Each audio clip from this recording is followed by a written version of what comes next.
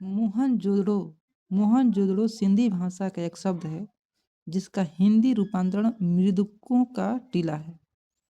मोहनजोदड़ो सिंधी भाषा का एक शब्द है जिसका हिंदी रूपांतरण मृतकों का टीला है। सिंध प्रांत के लरकाना जिला में सिंधु नदी के दाहिने तट पर स्थित मोहनजोदड़ो की खोज रखाल दास बनर्जी ने 1922 में की। मोहनजोदड़ो सिंधी भाषा का एक शब्द है जिसका हिंदी रूपांतरण मृतकों का टीला है। सिंध प्रांत के लरकाना जिला में सिंधु नदी के दाहिने तट पर स्थित मोहनजोदड़ो को सर्वप्रथम खोज रखाल दास बनर्जी ने वर्ष 1922 में की थी। मोहनजोदड़ो का सर्वाधिक उल्लेखनीय स्मारक। मोहनजोदड़ो का सर्वाधिक उल्लेखनीय स्मारक बृहद स्नानागार है। इसकी लंबाई उत्तर से दक्षिण की ओर लगभग 55 मीटर। इसकी लंबाई उत्तर से दक्षिण की ओर 55 मीटर, चौड़ाई पूरब से पश्चिम की दिशा की ओर लगभग 33 मीटर है। अगर मोहनजोदड़ो के सर्वाधिक उल्लेखनीय स्मारक जो है बृहद स्मारक की अगर उत्तर से दक्षिण की ओर इसकी उत्तर से दक्षिण की ओर लगभग 55 मीटर और चौड़ाई पूरब से पश्चिम दिशा की ओर 33 मीटर है। इसके मध्य में स्नान कुंड की उत्तर से दक्षिण की लंबाई 39 फीट यानी कि 11.88 मीटर, चौड़ाई 23 फीट यानी कि 7.01 मीटर तथा गहराई 8 फीट यानी 0.43 मीटर है। यह विशाल स्नानागार धर्म अनुष्ठान संबंधी स्नान के लिए था। सिंधु सभ्यता में उल्लेखित युक्त मुहरें सर्वाधिक मोहनजोदड़ो से मिली है। सर्वाधिक मुहरें कहाँ से मिली है? तो सर्वाधिक मुहरें मिली है मोहनजोदड़ो से। मोहनजोदड़ो की एक अन्य इमारत विशाल अनानागार है। विशाल अनानागार। तो मोहनजोदड़ो की एक अन्य इमारत कौन सी है? तो अनानागार है, जो 45.72 मीटर लंबा 22.86 मीटर चौड़ा है। बृहत स्नानागार के उत्तर पूर्व में 70.1 गुणे 23.77 मीटर के आकार का एक विशाल भवन के अवशेष मिले हैं। संभवतः यह पुरोहित वास था यानी कि पुरोहितों के रहने के लिए एक आवास था तथा यहाँ पुरोहितों का विद्यालय स्थित रहा होगा। यानी कि पुरोहितों का विद्यालय कहाँ मिला है? मोहनजोदड़ो से। मोहनजोदड़ो की प्रमुख विशेषता उसकी सड़कें थी। मोहनजोदड़ो की सबसे प्रमुख विशेषता क्या थी? तो उनकी सड़कें थी। मुख्य सड़क 9.15 मीटर चौड़ी थी जिसे राजपथ कहा जाता था। मुख्य सड़क को राजपथ कहा जाता था। सड़कें सीधी दिशा में एक दूसरे को समकोण पर काटती हुई नगर को अनेक वर्गाकार अथवा चतुर्भुजाकार खंडों में विभाजित करती थी। यानी सड़कें सीधी दिशा में एक दूसरे को समकोण पर काटती हुई नगर को अनेक वर्गाकार अथवा चतुर्भुजाकार खंडों में विभाजित करती थी। सड़कों के एक दूसरे को समकोण पर काटने को ऑक्सफोर्ड सर्कल नाम दिया गया है। यानी कि सड़कों को एक दूसरे को समकोण पर काटने को क्या नाम दिया गया है? Oxford circus. मोहनजोदड़ो के पश्चिमी भाग में स्थित दुर्ग टीले को स्तूप टीला कहा गया है।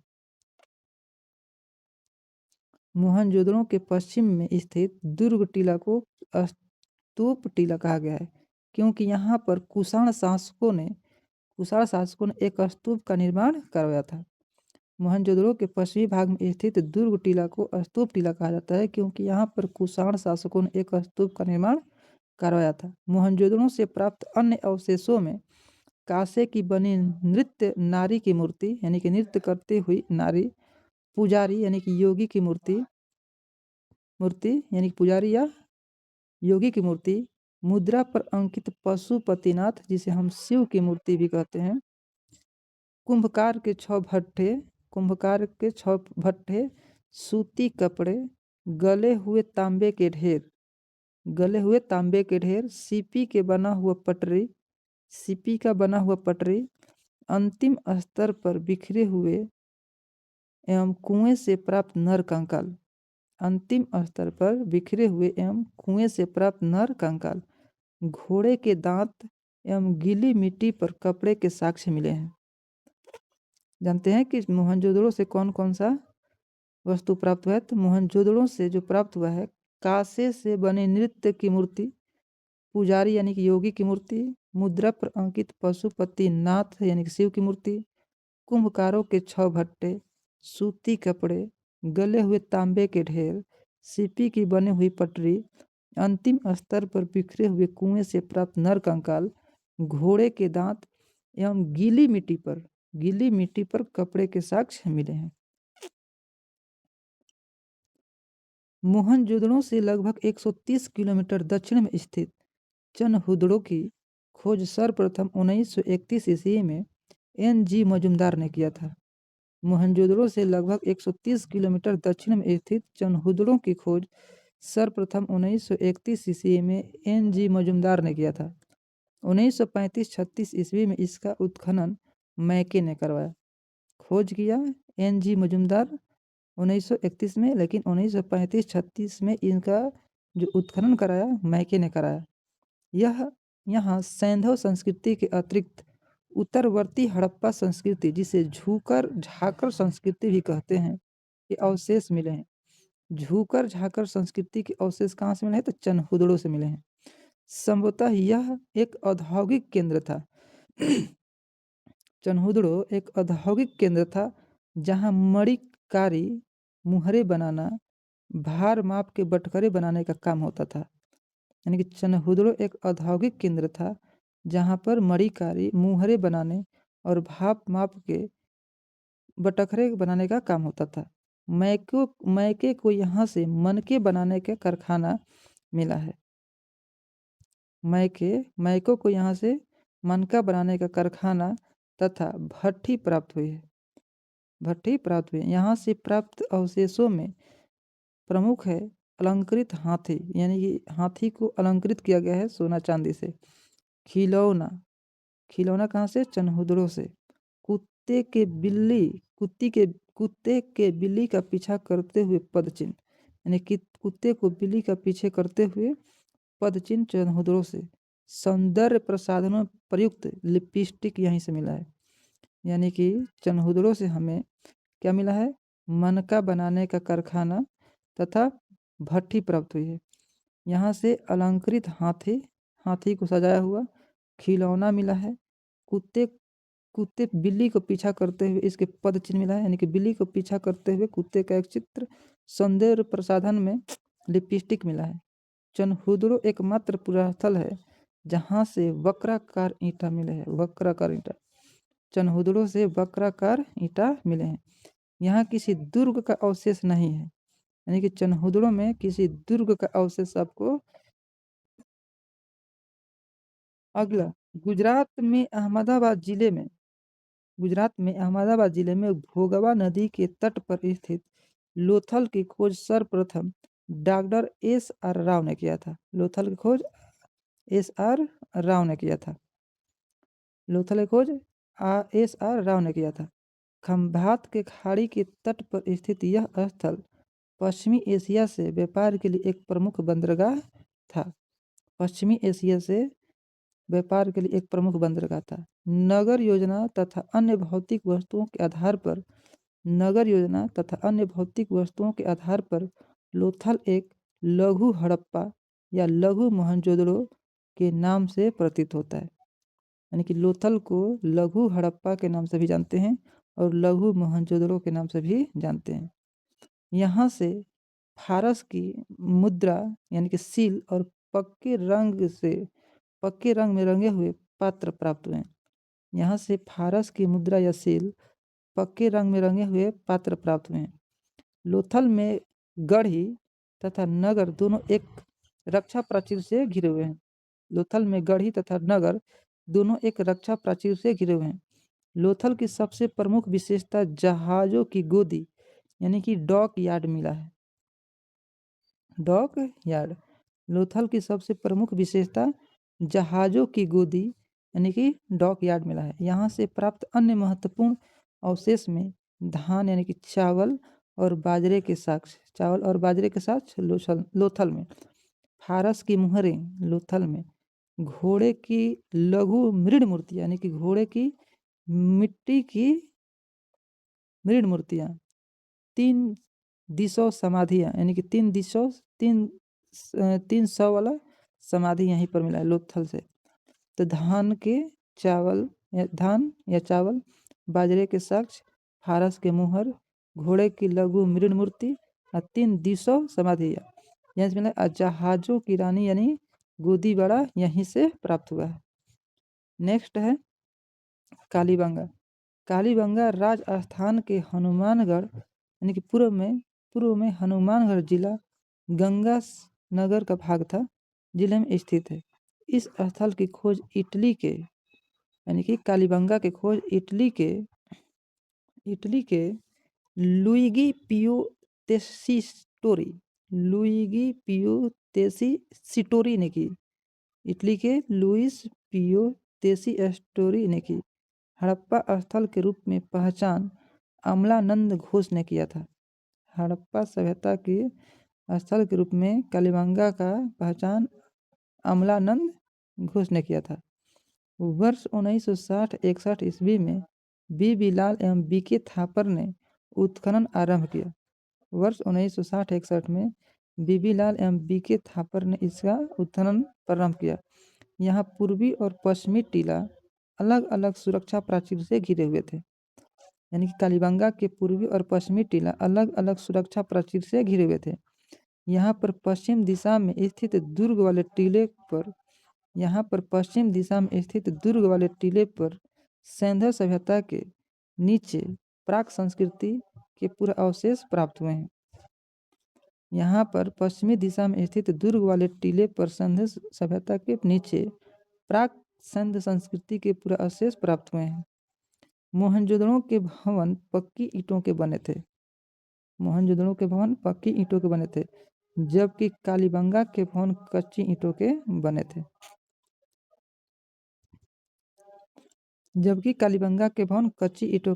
थे। पक्की ईंटों का प्रयोग केवल नालियों, कुआं एवं स्नानागार बनाने में ही किया जाता था। पक्की ईंटों का प्रयोग क्या किया जाता था? तो नली बनाने में, कुआं बनाने में और स्नानागार बनाने में किया जाता था। यहाँ से जूते हुए खेत के साक्ष्य मिले हैं। कालीबंगा से जूते हुए खेत के साक्ष्य मिले हैं, जिसकी जुताई आड़ी तिरछी की गई है। यानी कि आड़ी तिरछी मतलब ऐसे आड़ी तिरछी की गई है। मोहनजोदड़ो एवं हड़प्पा के समान यहाँ से 2 टीले मिले हैं जो सुरक्षा दीवारों से घिरे हुए हैं। पूर्व की ओर स्थित टीला बड़ा जबकि पश्चिम की तरफ स्थित टीला छोटा था। पूरब की ओर स्थित टीला बड़ा जबकि पश्चिम की तरफ स्थित टीला छोटा था। पश्चिमी टीले को कालीबंगा प्रथम नाम दिया गया है। यहाँ से भूकंप आने के साक्ष्य मिले हैं। कालीबंगा से भूकंप आने के साक्ष्य मिले हैं। दुर्ग या गढ़ी वाले टीले के दक्षिणी अर्धभाग में 4 या 5 कच्ची ईंटों के चबूतरे बने थे। दुर्ग या गढ़ी वाले टीले के दक्षिणी अर्धभाग में 4 या 5 कच्ची ईंटों के चबूतरे बने थे। एक चबूतरे पर अग्निकुंड, कुआं तथा पक्की ईंटों का बना एक आयताकार गर्त था। एक चबूतरे पर अग्निकुंड, कुआं, पक्की ईंटों का बना एक आयताकार गर्त था, जिसमें पशुओं की हड्डियां थी। दूसरे चबूतरे पर 7 अग्निकुंड या वेदिकाएं एक पंक्ति में बनी थी। दूसरे चबूतरे पर 7 अग्निकुंड या वेदिकाएं एक पंक्ति में बनी हुई थी। यहाँ से सेलखड़ी तथा मिट्टी के मुहरे एवं मृद भांड के टुकड़े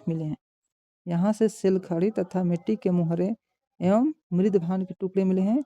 ये सभी कालीबंगा का बात हो रहा है। धौलावीरा गुजरात के कच्छ के रण में अवस्थित है। सर्वप्रथम वर्ष 1967-68 में इसकी खोज जेपी जोशी ने किया था। धौलावीरा जेपी जोशी 1967-68 में। वर्ष 1990-91 के दौरान आर.एस. बिष्ट द्वारा व्यापक पैमाने पर उत्खनन कार्य प्रारंभ किया गया। यह नगर आयताकार बना था, यानी कि धौलावीरा जो था यह आयताकार बना हुआ था। इस नगर को 3 भागों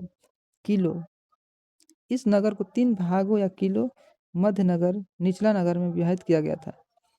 3 भागों में इस नगर को 3 भाग, एक था किला, एक था मध्य नगर, एक था निचला नगर, यानी कि धौलावीरा के 3 भाग थे। कौन कौन? तो सबसे पहले किला, मध्य नगर और निचला नगर। यहाँ से एक विशाल जलाशय मिलता है, धौलावीरा से एक विशाल जलाशय मिलता है। यहाँ के निवासी एक उन्नत जल प्रबंधन व्यवस्था से परिचित थे। उन्नत जल प्रबंधन यानी कि जल को अच्छा से रखने की एक व्यवस्था यहाँ से मिला है। यहाँ से हड़प्पा लिपि के बड़े आकार के 10 चिन्हों वाला एक विशाल शिलालेख मिला है। कहाँ से? तो धौलावीरा से। अगला है सुरकुटडा गुजरात के कच्छ जिले में स्थित है। सुरकुटडा गुजरात के कच्छ जिला में स्थित है। यह नगर 2 दुर्गीकृत भाग यानी कि गढ़ी तथा आवास क्षेत्र में विभाजित था। एक था गढ़ी, दूसरा था आवास क्षेत्र। यहाँ के कब्रिस्तान से कलश सावधान के साक्ष्य मिले हैं। यहाँ घोड़े के कुछ हड्डियों के साक्ष्य भी मिले हैं, घोड़े के। दैमाबाद महाराष्ट्र के अहमदनगर जिला में प्रवरा नदी के बाएं किनारे पर स्थित है। यह सिंधु सभ्यता के सबसे दक्षिणी स्थल है। यहाँ से रथ चलाते हुए मनुष्य, सांड, गैंडे आदि की आकृतियां प्राप्त हुई है। रथ चलाते हुए मनुष्य कहाँ है? सुरकुटदा। सांड और गैंडे की आकृतियां मिली हुई है। यहाँ से कुछ मृद भांड, सिंधु लिपि की एक मुहर, तस्तरी, प्याले आदि का साक्ष्य भी प्राप्त हुए हैं। कहाँ से?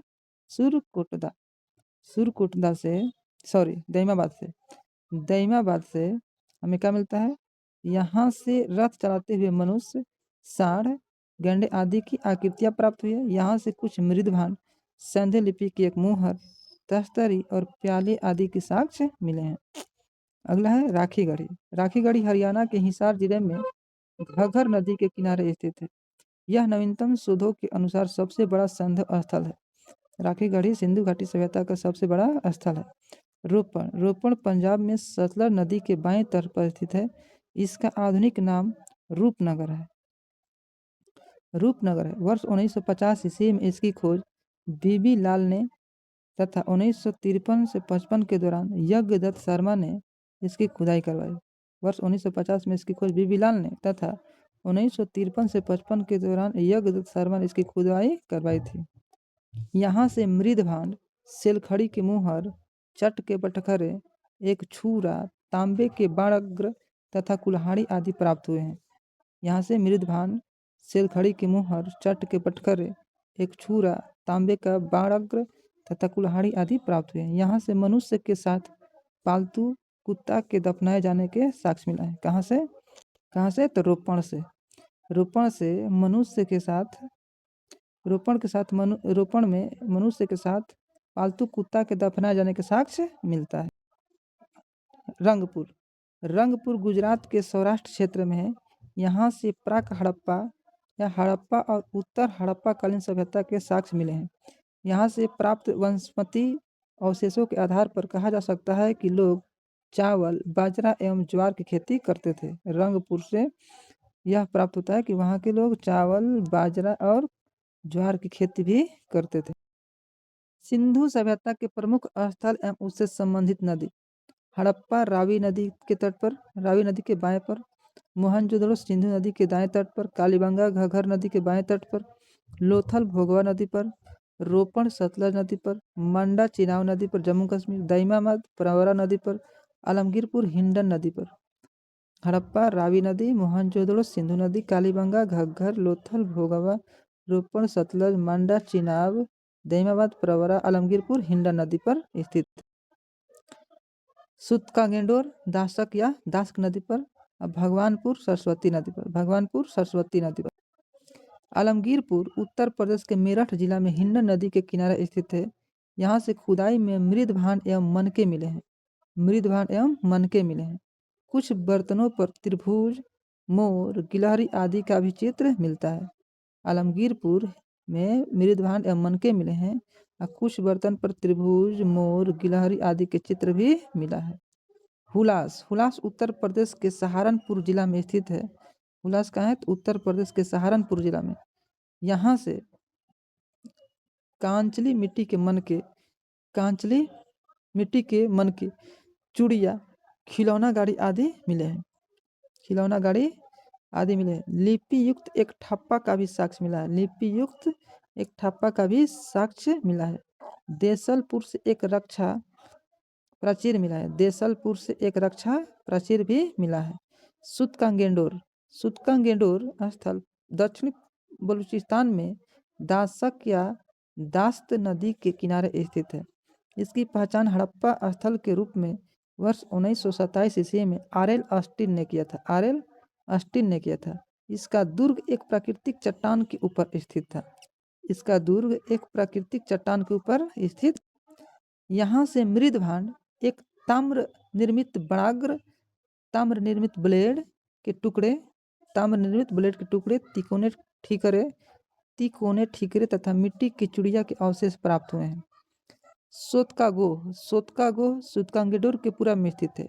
यह भी बलूचिस्तान में। सोतकागोह सुतकांगेडोर के पूर्व में स्थित है। वर्ष 1962 में इसकी खोज जी.एफ. डेल्स के द्वारा की गई थी। जी.एफ. डेल्स के द्वारा की गई थी। यहाँ से 2 टीले मिले हैं जिसके आकार सुतकांगेडोर जैसा ही है। बलूचिस्तान के दक्षिण तटवर्ती पट्टी पर स्थित बालाकोट, बालाकोट बलूचिस्तान में है। एक बंदरगाह के रूप में कार्य करता था। यहाँ से हड़प्पा पूर्व एवं हड़प्पा कालीन अवशेष प्राप्त हुए हैं। इसकी नगर योजना सुनियोजित थी। भवनों के निर्माण में कच्ची ईंटों का, जबकि नालियों के निर्माण में पक्की ईंटों का प्रयोग किया जाता था। यानी कि बलूचिस्तान के जो स्थित है बालाकोट के यहाँ पर नगर योजना जो थी सुनियोजित थी। अब भवन में कच्ची ईंट और नालियों में पक्की ईंट का प्रयोग किया जाता था। यहाँ का सबसे समृद्ध उद्योग सीपी उद्योग था या सीप उद्योग था। बालाकोट में सीप उद्योग था। यहाँ से काफी मात्रा में सीप से बने चूड़ियों के टुकड़े मिले हैं। कहाँ से? बालाकोट से। सीप से बने चूड़ियों के टुकड़े कहाँ से मिले हैं? तो ये मिला है बालाकोट। बनावली हरियाणा के फतेहाबाद पूर्व में हिसार का भाग था। बनावली हरियाणा के फतेहाबाद पूर्व में हिसार का भाग था, जिले में स्थित है। वर्ष 1974 से 77 में R.S. बिष्ट द्वारा इस स्थल का उत्खनन करवाया गया। यहाँ से संस्कृति के 3 स्तर प्रकाश में आए।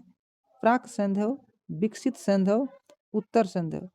प्राक सैंधव, विकसित सैंधव और उत्तर सैंधव। यहाँ की सड़कें नगर को तारांकित भागों में विभाजित करती थी। यहाँ की सड़कें नगर को तारांकित यानी कि स्टार शेप भागों में विभाजित करती थी। यहाँ से मुहरे, बटखरे, लाजवर्थ तथा कार्नेलियन के मन के हल की आकृति के खिलौने, तांबे के बड़ाग्र आदि के साक्ष्य मिले हैं। यानी कि बनावली से हमें क्या मिला है? तो बनावली से मिला है मुहर, बटखरे, लाजवर्थ, कार्नेलियन के मन के हल के मिट्टी के खिलौने, तांबे के बड़ाग्र आदि के साक्ष्य मिले हैं। भगवानपुर हरियाणा के कुरुक्षेत्र जिले में सरस्वती नदी के दक्षिणी किनारे पर स्थित है। भगवानपुर हरियाणा के कुरुक्षेत्र जिले में स्थित सरस्वती नदी के दक्षिणी किनारे पर स्थित है। जेपी जोशी ने इसका उत्खनन करवाया था। जेपी जोशी। यहाँ प्राप्त प्रमुख अवशेषों में सफेद, काले तथा आसमानी रंग के कांच के चूड़िया। यहाँ से प्रमुख अवशेष में सफेद, काले तथा आसमानी रंग के कांच के चूड़िया, तांबे के चूड़िया, कांच की मिट्टी के चित्रित मनके प्राप्त है। भगवानपुर से सफेद, काले तथा आसमानी रंग के कांचे के चूड़िया, तांबे के चूड़िया, कांच के मिट्टी के चित्रित मनके प्राप्त हुए हैं। मांडा जम्मू कश्मीर के चिनाब नदी के दक्षिणी किनारे पर स्थित है। वर्ष 1982 में इसका उत्खनन जेपी जोशी तथा मधुबाला द्वारा करवाया गया था। जेपी जोशी तथा मधुबाला द्वारा करवाया गया था। उत्खनन से यहाँ 3 सांस्कृतिक स्तर प्राप्त हुए हैं: प्राक सैंधव, विकसित सैंधव और उत्तरकालीन सैंधव। उत्खनन से यहाँ 3 प्राकृतिक स्तर प्राप्त हुए हैं: प्राक सैंधव, विकसित सैंधव और उत्तरकालीन सैंधव। यहाँ से मिट्टी के ठीकरे, हड्डी के नुकीले बड़ग्र, चर्ट ब्लेड, कांस्य निर्मित पेचदार पिन तथा एक आधी अधूरी मुहर आदि के अवशेष प्राप्त हुए हैं। उत्तर प्रदेश के बागपत जिले में बारोट तहसील के सिनौली नामक हड़प्पन पुरास्थल से, कहाँ, उत्तर प्रदेश के बागपत जिले के बारोट तहसील के सिनौली नामक हड़प्पन पुरास्थल से क्रमबद्ध रूप से 125 मानव समाधान प्राप्त हुए हैं। उनकी दिशा उत्तर से दक्षिण दिशा में है। कहाँ से? उत्तर प्रदेश के बागपत जिला में बारोट तहसील में सिनौली नामक हड़प्पा पुरास्थल से क्रमबद्ध रूप से 125 मानव समाधान प्राप्त हुए, जिनकी दिशा उत्तर से दक्षिण है। मिस्र की सभ्यता का विकास नील नदी के द्रोणी में हुआ था। मिस्र को नील नदी का उपहार कहा जाता है क्योंकि इस नदी के अभाव में यह भूभाग रेगिस्तान होता। सुमेरियन सभ्यता के लोग प्राचीन विश्व के प्रथम लिपि आविष्कर्ता थे। सुमेरियन सभ्यता के लोग प्राचीन विश्व के प्रथम लिपि अभिकर्ता थे। खुदाई से प्राप्त बहुसंख्य नारी मूर्तियों से अनुमान लगाया जाता है कि सैंधव सभ्यता मातृसत्तात्मक थी। सैंधव लोग शाकाहारी तथा मांसाहारी दोनों प्रकार के भोजन करते थे। उन्हें वस्त्र में ऊनी वस्त्र, सूती वस्त्र दोनों प्रकार होते थे। कंठाहार, कर्णफूल, कपड़ा, भुजबंद, अंगूठी, हंसुली, करघनी आदि आभूषण पहनते थे। नौसारों से स्त्रियों के मांगों में सिंदूर के प्रमाण मिले हैं, जो हिंदू धर्म में सुहाग का प्रतीक है। सिंधु काल में पासा प्रमुख खेल था। सिंधु घाटी सभ्यता में प्रमुख खेल पासा था। सिंधु घाटी सभ्यता के लोग मुख्यतः गेहूं और जौ का प्रयोग करते थे। सिंधु घाटी सभ्यता के लोगों के मुख्य खाद्य गेहूं और जौ थे। रंगपुर से धान के भूसी तथा लोथल से चावल के अवशेष मिले हैं। रंगपुर से चावल के भूसी और लोथल से चावल के अवशेष मिले हैं। लोथल से वृत्ताकार चक्की के 2 पार्ट मिले हैं। लोथल से वृत्ताकार चक्की के 2 पार्ट मिले हैं।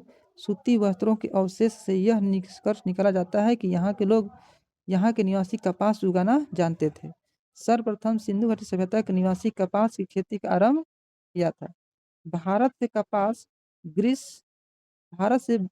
ग्रीस गई, जिसे वहाँ के लोग सिंडन के नाम से पुकारते थे। कपास को ग्रीस भाषा में सिंडन कहा जाता था। भारत में कपास की खेती का प्रारंभ 3000 ईसा पूर्व में किया गया, जबकि मिस्र में इसकी खेती 2500 ईसा पूर्व के लगभग शुरू हो गई थी। यानी कि भारत में कपास की खेती 3000 ईसा पूर्व में, जबकि मिस्र में इसकी खेती 2000 ईसा पूर्व के लगभग हो गई थी। हड़प्पा, मोहनजोदड़ो, कालीबंगा, सुरकुर्दा के स्थल से कुबरदार। हड़प्पा, मोहनजोदड़ो, कालीबंगा, सुरकुर्दा। हड़प्पा, मोहनजोदड़ो, कालीबंगा और सुरकुर्दा के स्थल से कुबरदार ऊँट के जीवाश्म मिले हैं। कुबरदार ऊँट के जीवाश्म मिले हैं। कुबरदार ऊँट के जीवाश्म मिले हैं। सुरकुर्दा, लोथल, कालीबंगा से घोड़े की मृण मूर्तियां, जबड़े आदि के अवशेष मिले हैं। सुरकुर्दा, लोथल और कालीबंगा। सुरकुर्दा, लोथल, कालीबंगा से घोड़े की मृण मूर्तियां, हड्डियां, जबड़े आदि अवशेष प्राप्त हुए। सिंधु सभ्यता का प्रमुख उद्योग वस्त्र उद्योग था। सिंधु सभ्यता का प्रमुख उद्योग वस्त्र उद्योग था। मोहनजोदड़ो से तांबे के 2 उपकरणों से लिपटा हुआ सूती धागा, मोहनजोदड़ो से तांबे के 2 उपकरणों से लिपटा हुआ सूती धागा एवं कपड़ा प्राप्त हुआ है। लोथल तथा चंदहुदड़ो में मनके बनाने के कार्य होता था। लोथल तथा चंदहुदड़ो में मनके बनाने के कार्य होता था। लोथल तथा बालाकोट शिप उद्योग के लिए प्रसिद्ध थे। लोथल और बालाकोट शिप उद्योग के लिए प्रसिद्ध थे।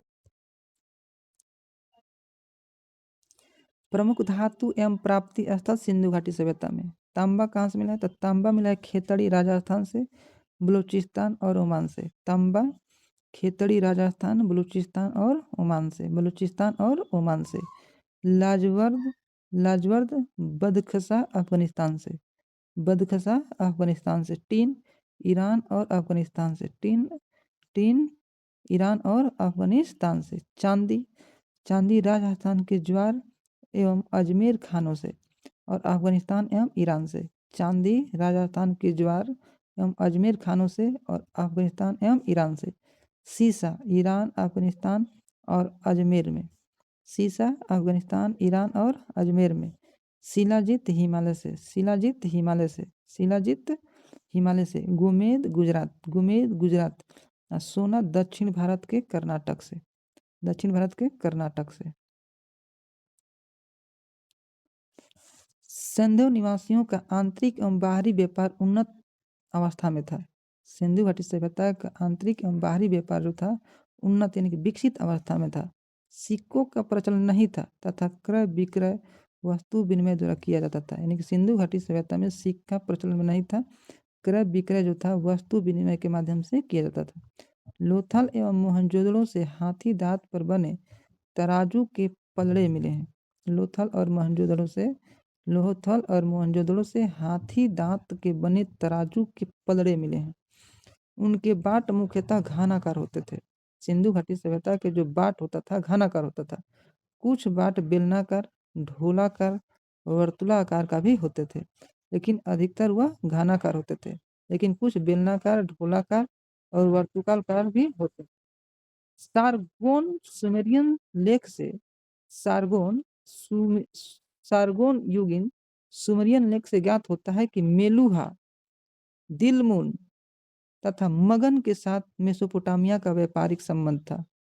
सारगोन युगीन सुमेरियन लेख से ज्ञात होता है कि मेलुहा, दिलमुन और मगन के साथ मेसोपोटामिया के व्यापारिक संबंध था।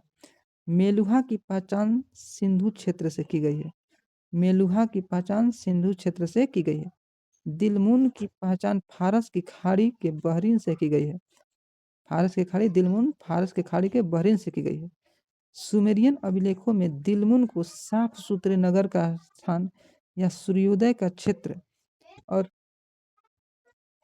दिलमुन को पहचान फारस की खाड़ी के बहरीन से की गई है। सुमेरियन अभिलेखों में दिलमुन को साफ सुथरा नगरों का स्थान या सूर्योदय का क्षेत्र और हाथियों का देश कहा गया है। दिलमुन को साफ सुथरे नगरों का स्थान, सूर्योदय का क्षेत्र और हाथियों का देश दिलमुन को। मिस्र के साथ व्यापारिक संबंध का पता लोथल से प्राप्त मम्मी की एक आकृति से मिलती है। मिस्र के साथ व्यापारिक संबंध का पता लोथल से प्राप्त मम्मी की एक आकृति से प्राप्त होती है।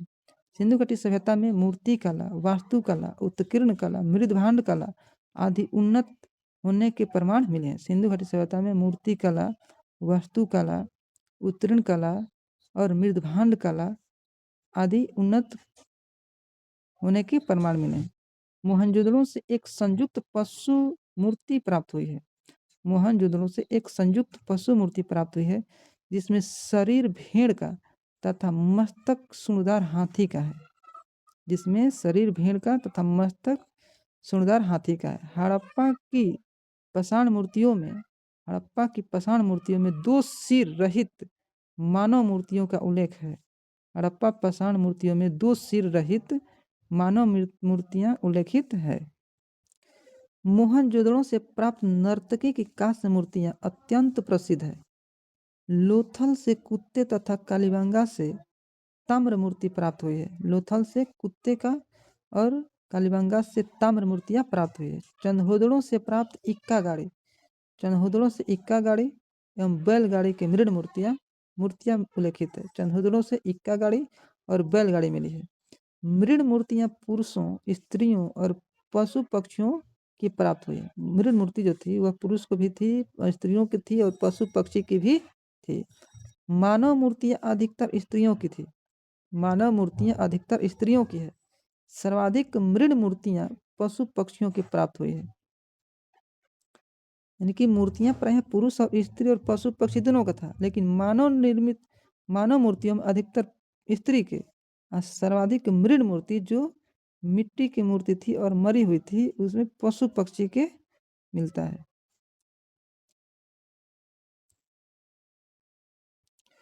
सिंधु काल में सर्वाधिक मुहरें सिलकड़ी की बनी होती थी। सिंधु घाटी सभ्यता में सर्वाधिक मुहरें सिलकड़ी की बनी थी। इसके अतिरिक्त कांचली मिट्टी, चरट, गोमेद मिट्टी आदि की मुहरें भी थी। इसके अतिरिक्त कांचली मिट्टी, चरट, गोमेद मिट्टी की आदि की भी बनी थी। अधिकांश मुहरें वर्गाकार या चौकोर है। किंतु कुछ मुहरें घनाकार, गोलाकार, बेलनाकार भी हैं। ठीक है। सिंधु सभ्यता के मुहरों पर सर्वाधिक अंकन एक श्रृंगी का है। उसके बाद कुबड़ वाले बैल का। सिंधु सभ्यता के मोहरों पर सर्वाधिक अंकन एक श्रृंगी पशु का है, उसके बाद कुबड़ वाले बैल का। पशुपति शिव का प्रमाण मोहनजोदड़ो से प्राप्त एक मुहर है जिस पर योगी की आकृति बनी हुई है। पशुपति शिव का प्रमाण मोहनजोदड़ो से प्राप्त मुहर है जिस पर योगी की आकृति बनी हुई है। उस योगी के बाईं ओर बाघ और हाथी, उस योगी के बाईं ओर हाथी और बाघ और दाईं ओर गेंडा एवं भैंसा चित्र अंकित है। सिंहासन के नीचे 2 हिरण भी बने हैं, यानी कि बाघ, हाथी, गेंडा, भैंसा, हिरण, ये सब है। योगी के सिर पर एक त्रिशूल जैसा आभूषण है तथा इसके 3 मुख हैं। योगी के सिर पर एक त्रिशूल जैसा आभूषण है तथा इसके 3 मुख है। मार्शल महोदय ने इसे रुद्र या शिव से संबोधित किया है। मार्शल महोदय ने इसे रुद्र या शिव से संबोधित किया है। सिंधु घाटी सभ्यता यानी कि सिंधु मृद भांड मुख्यतः लाल और गुलाबी रंग के थे। लाल और गुलाबी रंग के थे। कुछ मृद भांडों को लाल रंग से रंग कर काली रेखाओं से चित्र बनाए गए थे। लाल और गुलाबी रंग के थे, लेकिन कुछ मृद भांडों को लाल रंग से रंग कर काली रेखाओं के चित्र बनाए गए थे। कुछ बर्तनों पर मुहर, हिरण, कछुआ, मछली, गाय, बकरा, पीपल, नीम, खजूर, केला आदि का अंकन है। कुछ बर्तन पर मोर, हिरण, कछुआ, मछली, गाय, बकरा, पीपल, नीम, खजूर, केला आदि का अंकन है। सैंधव मृद भांड में मर्तबान, कटोरे, तस्तरियाँ एवं थालियाँ प्रमुख है। स्त्री पुरुष दोनों आभूषण पहनते थे। सोने चांदी के अतिरिक्त हाथी दांत, शंख आदि के भी आभूषण तैयार किए जाते थे। सिंधु सभ्यता में मातृ देवी की पूजा की जाती थी। हड़प्पा से प्राप्त एक स्त्री की मूर्ति में उसके गर्भ से निकलता एक पौधा दिखाया गया। संभवतः यह देवी धरती की मूर्ति थी जिसे लोग उर्वरता की देवी समझते थे तथा उसकी पूजा उसी तरह करते थे जिस प्रकार मिस्र के लोग नील नदी की आइरिस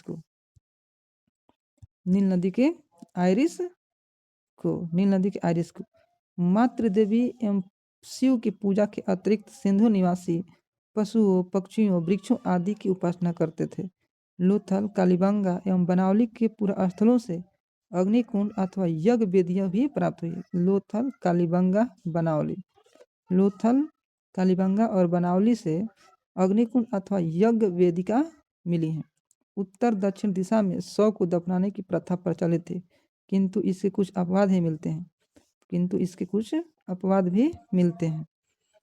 कालीबंगा में शव दक्षिण उत्तर में, कालीबंगा में शिव शव जो बटे दक्षिण से उत्तर की ओर, रोपण में पश्चिम से पूर्व तथा लोथल में पूर्व से पश्चिम दिशा में प्राप्त हुए हैं।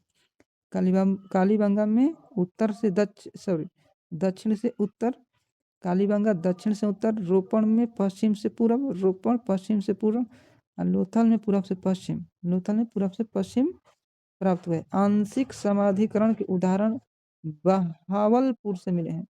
आंशिक समाधिकरण के उदाहरण बहावलपुर से मिले हैं। बहावलपुर। सिंधु सभ्यता के विनाश के कारण पर विभिन्न इतिहासकारों एवं विद्वानों का मत है। कोई बाढ़ बताता है तो बाढ़ किसने बताया? मार्शल मैके एस आर राव। बाढ़ किसने बताया? मार्शल मैके एस आर राव।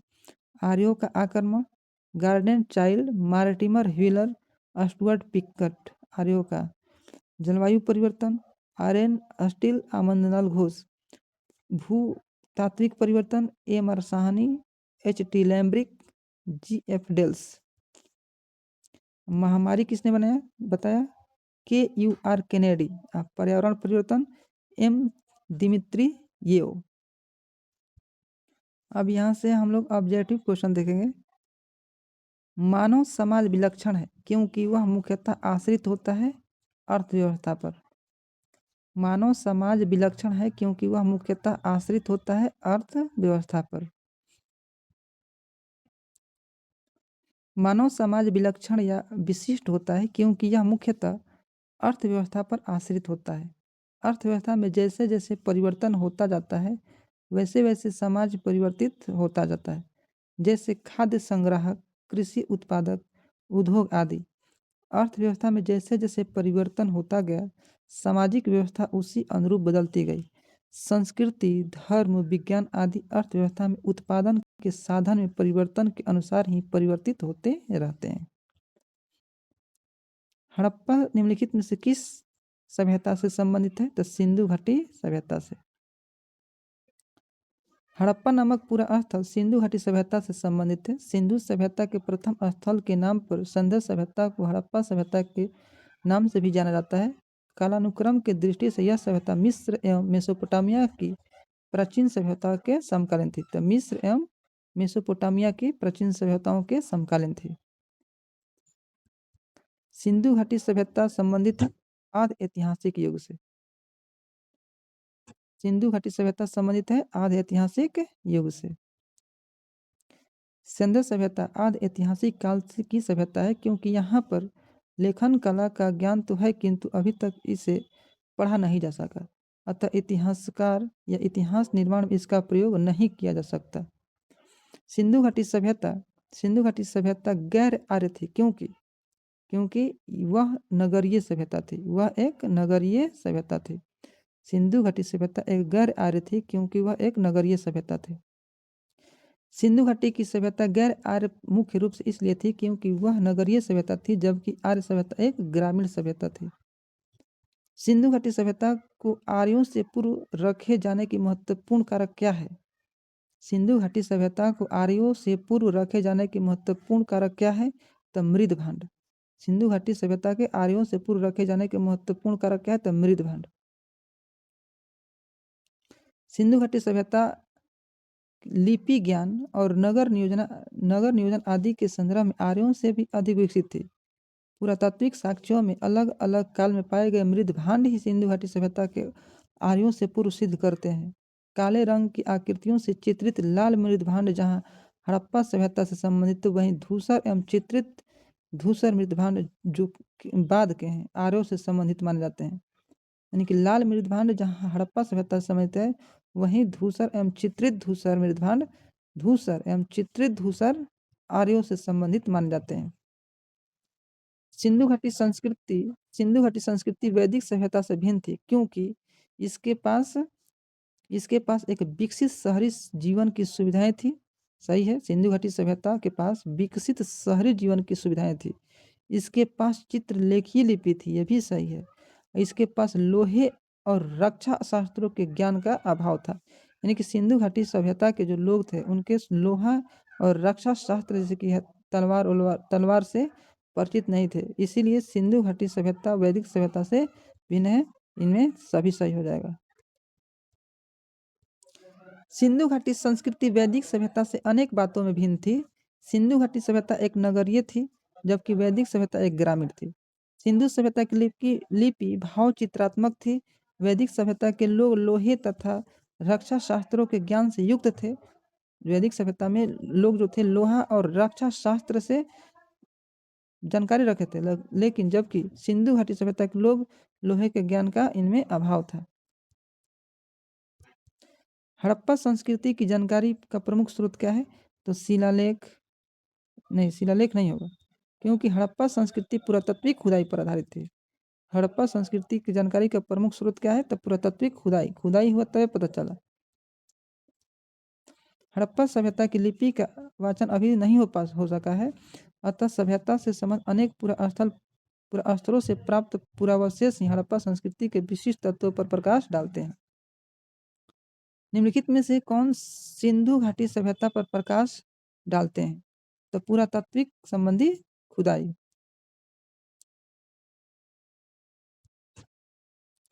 सिंधु घाटी के निवासियों की सभ्यता को जानने का मूल स्रोत क्या है? सिंधु घाटी के निवासियों की सभ्यता को जानने का मूल स्रोत क्या है?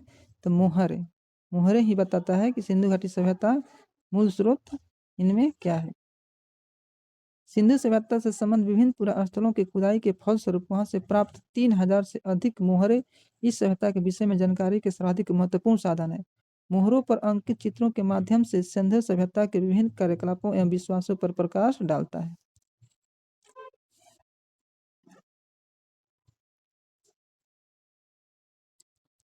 हड़प्पा सभ्यता की उत्पत्ति के संदर्भ में निम्नलिखित में से कौन सा जुड़ा सही नहीं? तो कौन सही है पहले देख लेते हैं। E.H. मैके ने बताया था कि यह सुमरियन लोगों से पलायन करके बना हुआ था। E.J.H. मैके सुमरियन लोगों से पलायन। मार्टिमन व्हीलर ने बताया कि यह पश्चिमी एशिया से सभ्यता के विचार का प्रवसन था। पश्चिम एशिया से सभ्यता के विचार का प्रवसन था, ये भी सही है, ये भी सही। अमलानंद घोष ने बताया था कि हड़प्पा सभ्यता का उद्भव पूर्व हड़प्पा सभ्यता के परिपक्वता के परिणाम स्वरूप हुआ। यानी कि अमलानंद घोष ने बताया कि हड़प्पा सभ्यता का उद्भव पूर्व हड़प्पा सभ्यता की परिपक्वता के परिणाम स्वरूप हुआ। ये सही नहीं है। एक नंबर। हड़प्पा सभ्यता की उत्पत्ति के संदर्भ में अनेक विद्वानों ने अलग अलग मत प्रस्तुत किए हैं। E.J.H. मैके का मानना है कि हड़प्पा सभ्यता की उत्पत्ति सुमेरियन यानी कि मेसोपोटामिया से लोगों के प्रवासन के कारण हुआ था। इन्हीं के समरूप प्रवासन के सिद्धांत के इतिहासकार D.H. गार्डन तथा मार्टिमर व्हीलर का मानना है कि हड़प्पा सभ्यता की उत्पत्ति पश्चिमी एशिया से सभ्यता के विचार के प्रवसन के कारण हुई। इस सभ्यता में अमलानंद घोष का विचार है कि हड़प्पा सभ्यता का उद्भव पूर्व हड़प्पा सभ्यता के परिपक्वता के परिणाम स्वरूप हुआ। Stuart Piggott, Fairservis, George F Dales तथा रफीक मुगल आदि विद्वान स्थानीय उत्पत्ति के सिद्धांत को मान्यता देते हैं।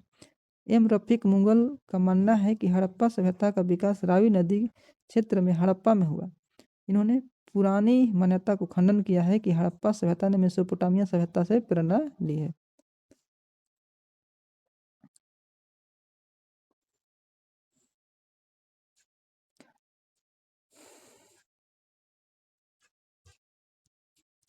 एक और स्थल है और एक और खोज करता है। तो हड़प्पा की खोज किसने किया? तो हड़प्पा की खोज किया था राय बहादुर दयाराम शाह ने। 1 के 3। हस्तिनापुर की खोज किसने किया था? तो हस्तिनापुर की खोज बीबी लाल एवं बी के थापर। और तक्षशिला की खोज किया था किसने? तो तक्षशिला की खोज किया था जॉन मार्शल। और कौशाम्बी की खोज किया था NG मजूमदार। देखते हैं इधर। हड़प्पा की खोज दयाराम साहनी, हस्तिनापुर की खोज बीबी लाल, तक्षशिला के जॉन मार्शल, कौशाम्बी के NG Majumdar. Harappa Dayaram Sahni, Hastinapur B B Lal, Takshashila John Marshall, Kaushambi NG Majumdar. Bharat में चांदी की उपलब्धता के प्राचीनतम साक्ष्य कहाँ से मिलते हैं? भारत में चांदी की उपलब्धता के प्राचीनतम साक्ष्य मिलता है हड़प्पा संस्कृति से। हड़प्पा वासियों को चांदी की जानकारी थी। मोहनजोदड़ो और हड़प्पा के निवासी के मध्य इसके विविध प्रयोग के साक्ष्य मिले हैं। ये लोग मुख्यतः राजस्थान की ज्वार और अजमेर की खानों से चांदी प्राप्त करते थे। राजस्थान के ज्वार और अजमेर के खान से चांदी प्राप्त होता था। हड़प्पा में मिट्टी के बर्तनों पर सामान्यतः किस रंग का प्रयोग हुआ था? हड़प्पा में मिट्टी के बर्तन पर सामान्यतः लाल रंग का प्रयोग होता था। और वह अगर एक मृदभांड है लाल प्रयोग करके उस पर काले रंग का चित्रण किया। हड़प्पा सभ्यता प्रारंभिक हड़प्पा सभ्यता में पैर से चालित चाक का प्रयोग किया जाता था। सभ्यता का परिपक्व अवस्था में हाथ से चलित चाक का प्रयोग किया जाने लगा। डिजाइन के आधार पर इन बर्तनों को दो श्रेणियां थी। एक तो बिना डिजाइन वाला मृदभांड की तथा दूसरा चित्रित मृदभांड की। मृदभांडों को बनाने वाली मिट्टी में रेत का मिश्रण किया जाता था, जिनको पकाने पर यह हल्के भूरे लाल रंग का रूप ग्रहण कर लेते थे। इन मृदभांडों के ऊपर हिस्से में लाल रंग की पुताई कर दी जाती थी तथा निचले हिस्से में काले रंग के विभिन्न प्रकार के चित्र बनाए जाते थे। मूर्ति पूजा का आरंभ कब से माना जाता है? तो मूर्ति पूजा का आरंभ माना जाता है पूर्व आर्य काल से। मूर्ति पूजा का प्रारंभ पूर्व आर्य काल से माना जाता है। सिंधु सभ्यता में मूर्ति पूजा प्रचलित थी।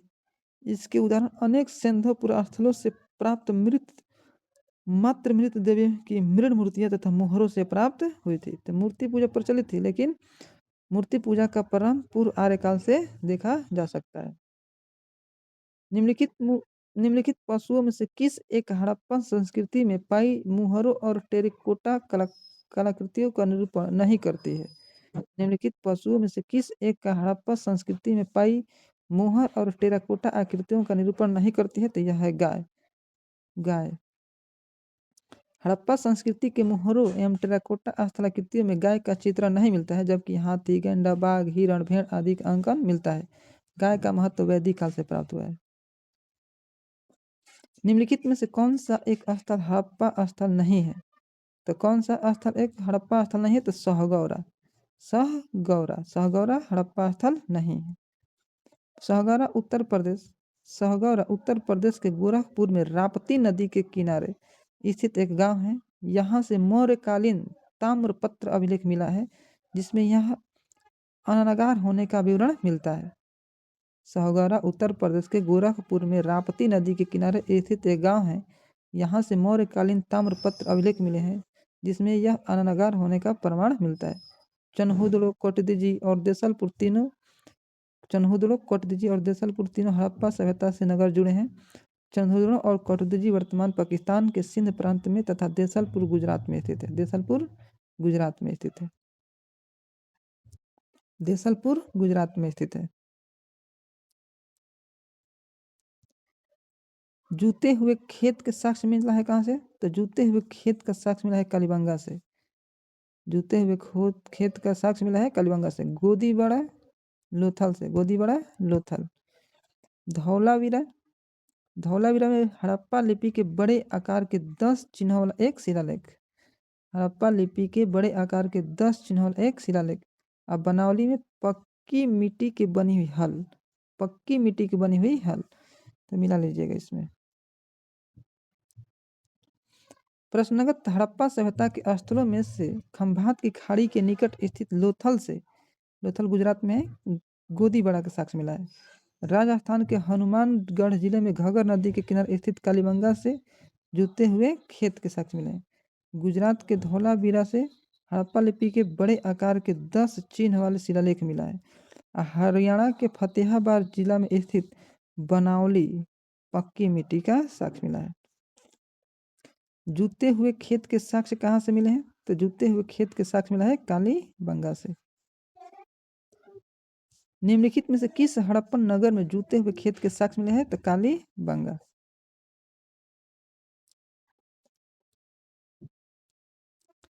हड़प्पा मोहनजोदड़ो पहले देखते हैं कि मोहनजोदड़ो नर्तकी की मूर्ति। जूता हुआ खेत कालीबंगा। लोथल में गोदीबड़ा। हड़प्पा से सावधान R37। हड़प्पा से सावधान R37। लोथल से गोदी। कालीबंगा से जूता हुआ खेत। मोहनजोदड़ो से नर्तकी की मूर्तियाँ। हड़प्पा कहाँ है? तो हड़प्पा रावी नदी के तट पर। हड़प्पा रावी नदी के तट पर। हस्तिनापुर कहाँ किस नदी के तट पर है? हस्तिनापुर यहाँ पर देखते हैं। हड़प्पा रावी नदी के तट पर। हस्तिनापुर गंगा नदी के तट पर। हस्तिनापुर गंगा नदी के तट पर। नागार्जुन कोंडा जो है यह है कृष्णा नदी के तट पर। अब पैठन गोदावरी नदी के तट पर। हड़प्पा रावी नदी के तट पर। हस्तिनापुर गंगा नदी के तट पर। नागार्जुन कोंडा कृष्णा नदी। अब पैठन गोदावरी नदी के तट पर।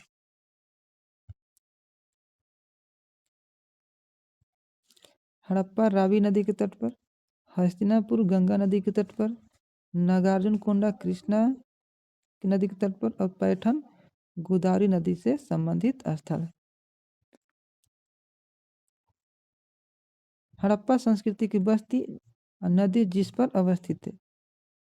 तो हड़प्पा रावी नदी के तट पर। कालीबंगा घंघर नदी के तट पर। हड़प्पा रावी नदी यहाँ पर देखते हैं। हड़प्पा रावी नदी के तट पर। कालीबंगा घंघर नदी के तट पर। लोथल भोगवा नदी के तट पर। रोपण सतलज नदी के तट पर। हड़प्पा रावी नदी कालीबंगा, घग्घर, लोथल, भोगवा, रोपण, सतलज। हड़प्पा किस नदी के किनारे स्थित है? तो हड़प्पा रावी नदी के बाएं तट पर। सिंधु घाटी सभ्यता में महान स्नानागार कहाँ से प्राप्त हुआ? तो मोहनजोदड़ो से। महान स्नानागार मोहनजोदड़ो। सिंधु घाटी सभ्यता के महान स्नानागार के साक्ष्य मोहनजोदड़ो से प्राप्त हुए हैं। इसकी लंबाई उत्तर से दक्षिण 55 मीटर और चौड़ाई पूरब से पश्चिम 33 मीटर है। विशाल स्नानागार किस पुरा स्थल से प्राप्त हुआ है? तो मोहनजोदड़ो से। सिंधु घाटी सभ्यता के किस पुरा स्थल से नाव के चित्र या मॉडल प्राप्त हुए हैं? सिंधु घाटी सभ्यता के किस पुरा स्थल से नाव के चित्र या मॉडल प्राप्त हुआ है? यह प्राप्त हुआ है लोथल से प्राप्त हुआ है। मोहनजोदड़ो और लोथल से। मोहनजोदड़ो और लोथल से नाव के चित्र एवं मुहरे प्राप्त हुए। मोहनजोदड़ो और लोथल से नाव के चित्र एवं मुहरे प्राप्त हुई है। सिंधु सभ्यता के बारे में निम्नलिखित में से कौन सा कथन असत्य है? सिंधु सभ्यता के बारे में निम्नलिखित में से कौन सा कथन असत्य है? नगरों में नालियों की सुदृढ़ व्यवस्था थी, सही है। व्यापार और वाणिज्य उन्नत दशा में था, सही है। मातृ देवी की उपासना की जाती थी, सही है। लोग लोहे से परिचित थे, गलत है। लोग लोहे से परिचित नहीं थे। संदेश सभ्यता कांस्य युगीन सभ्यता थी, जहाँ यहाँ के लोग लोहे से परिचित नहीं थे, जबकि सिंधु नगरों में नालियों की सुदृढ़ व्यवस्था थी और व्यापार एवं वाणिज्य उन्नत दिशा में थी। मातृ देवी की उपासना के अनेक साक्ष्य नगरों में मिलते हैं, जिससे प्रमाणित होता है कि मातृ देवी की उपासना की जाती थी। हड़प्पा सभ्यता के खुदाई में मिले अवशेषों के आधार पर क्या सही नहीं है? क्या सही नहीं है? सभी तरह के निर्माण कार्य के लिए एक आकार की ईंट का उपयोग किया जाता था। सभी तरह के निर्माण कार्य के लिए एक आकार की ईंट का प्रयोग किया जाता था, नहीं, गलत है। अलग अलग प्रकार की ईंट का प्रयोग किया जाता था। मुख्यतः सभी घर एक मंजिला ही बने होते थे, यह भी गलत है। मुख्य सड़कें औसतन 10 मीटर चौड़ी होती थी। इसको देख लेते हैं।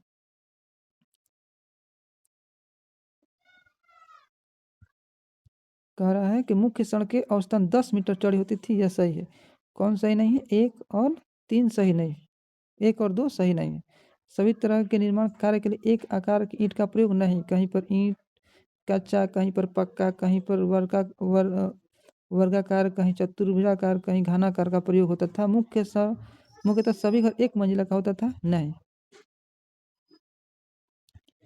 सिंधु सभ्यता में पक्की एवं कच्ची दोनों प्रकार की ईंटों का प्रयोग किया जाता था। सभी सिंधु नगरों से प्राप्त पक्की ईंटों को समानतः 4:2 था। सभी सिंधु नगरों से प्राप्त पक्की ईंटों का समानतः आकार जो था 4:1 था, जबकि कालीबंगा से अलंकृत ईंटों के साक्ष्य प्राप्त हुए हैं तथा वहीं चनहुदड़ों से वक्राकार अलंकृत कालीबंगा चनहुदड़ों से वक्राकार साक्ष्य प्राप्त हुए हैं। सिंधु सभ्यता में सभी तरह के निर्माण के लिए एक आकार की ईंटों का प्रयोग नहीं होता था। यहाँ पर देख सकते हैं, कालीबंगा में अलंकृत ईंट, चनहुदड़ों में वक्राकार और सभी में 4:2 के अनुपात में होता था। सिंधु सभ्यता में निर्मित घर एक मंजिला का ही बनाए जाते थे, परंतु कुछ भवनों से मिली सीढ़ियों से साक्ष्य के आधार पर यह कहा जा सकता है कि कुछ घर 2 मंजिलों के भी थे। यानी कि सिंधु सभ्यता में निर्मित घर एक मंजिला ही बनाए जाते थे, एक ही मंजिल थे, परंतु कुछ भवन में सीढ़ी मिली है, जिसके आधार पर हम कह सकते हैं कि कुछ घर 2 मंजिले के भी थे, इसलिए यह भी गलत है। सिंधु सभ्यता से प्राप्त मुख्य सड़कों की औसत चौड़ाई लगभग 10 मीटर होती थी। सिंधु सभ्यता से प्राप्त मुख्य सड़कों की औसत चौड़ाई लगभग 10 मीटर ही होती थी।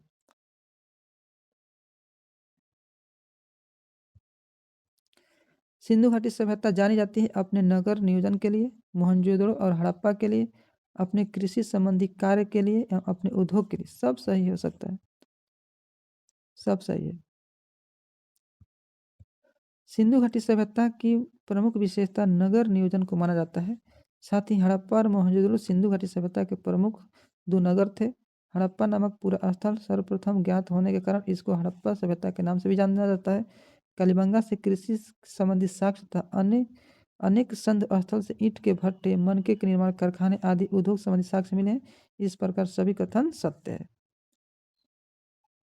निम्नलिखित में से कौन सही नहीं है? तो आलमगीरपुर उत्तर प्रदेश सही है, लोथल गुजरात में सही है, कालीबंगा राजस्थान में, कालीबंगा राजस्थान, रोपड़ पंजाब में, सही है। कालीबंगा राजस्थान के हनुमानगढ़ जिला में स्थित है। कालीबंगा की खोज इटली के लुइगी पियो टेसी एस्टोरी ने की थी, जबकि हड़प्पा स्थल के रूप में पहचान आमनालन घोष ने किया था। निम्नलिखित सिंधु सभ्यता से संबंधित कौन से उत्तर प्रदेश में स्थित है? तो उत्तर प्रदेश में आलमगीरपुर है और हुलास है। लोथल गुजरात में, कालीबंगा राजस्थान में। कालीबंगा राजस्थान में तथा लोथल गुजरात में स्थित है। आलमगीरपुर उत्तर प्रदेश मेरठ जिला में, हुलास सहारनपुर जिला में स्थित है। निम्नलिखित में से कौन सा हड़प्पा स्थल गुजरात में स्थित है? तो लोथल गुजरात में स्थित, कालीबंगा राजस्थान, राखीगढ़ी हरियाणा। हड़प्पा संस्कृति के संबंध में उनकी स्थिति संबंधी निम्नलिखित युग्म में से कौन सा ही सम्मिलित नहीं है? आलमगीरपुर उत्तर प्रदेश, दैमाबाद महाराष्ट्र सही है, बनावली हरियाणा सही है, राखीगढ़ी हरियाणा होना चाहिए, राजस्थान गलत है। राखीगढ़ी हरियाणा के हिसार जिले में गग्गर नदी के तट पर स्थित है। निम्नलिखित में से कौन हड़प्पा संस्कृति के पूर्वी सीमांत का निर्धारण करता है? निम्नलिखित में से कौन हड़प्पा संस्कृति के पूर्वी? आलमगीरपुर उत्तर प्रदेश। हड़प्पा संस्कृति का सर्वाधिक पश्चिमी पुरास्थल सूतकंगेंडोर पश्चिमी बलूचिस्तान पाकिस्तान में, पूर्वी पुरास्थल आलमगीरपुर उत्तर प्रदेश, उत्तरी पुरास्थल मंडा जम्मू कश्मीर तथा दक्षिणी पुरास्थल दैमाबाद महाराष्ट्र में स्थित है। मंडा जम्मू कश्मीर, दैमाबाद महाराष्ट्र, कालीबंगा राजस्थान, राखीगढ़ी हरियाणा।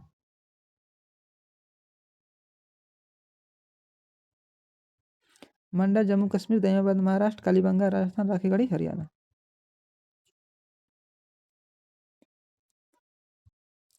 मंडा जम्मू कश्मीर, हुलास उत्तर प्रदेश। तो ऑप्शन देखते हैं।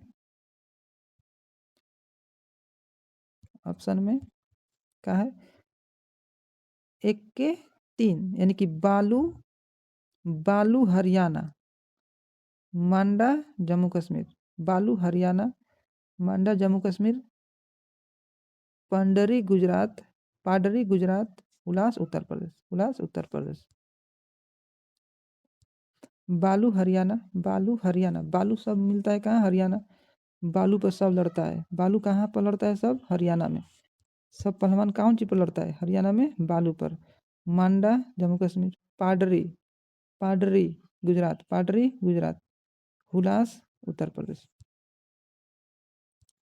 हड़प्पा संस्कृति के निम्नलिखित स्थल में से कौन सिंध में अवस्थित है?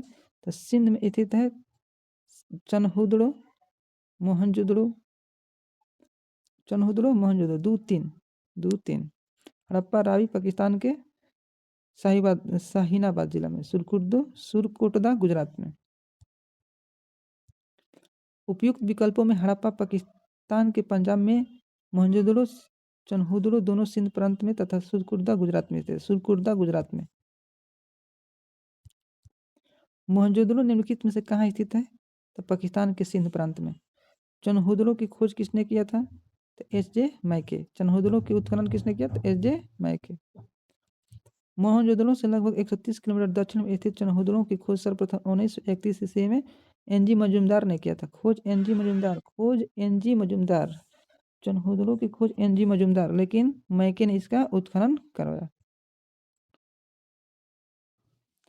सिंधु घाटी सभ्यता का कौन सा स्थल अब पाकिस्तान में स्थित है? तो हड़प्पा। हड़प्पा के अवशेष आधुनिक पाकिस्तान के पंजाब के साहिवाल जिले में स्थित है। यह रावी नदी के तट पर स्थित है, जबकि कालीबंगा राजस्थान के हनुमानगढ़ जिला में, लोथल गुजरात प्रांत में, अहमदा जिला में, आलमगीरपुर उत्तर प्रदेश मेरठ में। रंगपुर कहाँ है? तो रंगपुर है सौराष्ट्र गुजरात में। रंगपुर सौराष्ट्र गुजरात सौराष्ट्र क्षेत्र में स्थित है। यहाँ से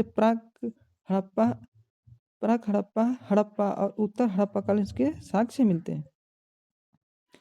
दधेरी एक परवर्ती हड़प्पा स्थल कहाँ है? दधेरी। तो दधेरी है पंजाब में। दधेरी कहाँ है? तो दधेरी पंजाब में। दधेरी पंजाब।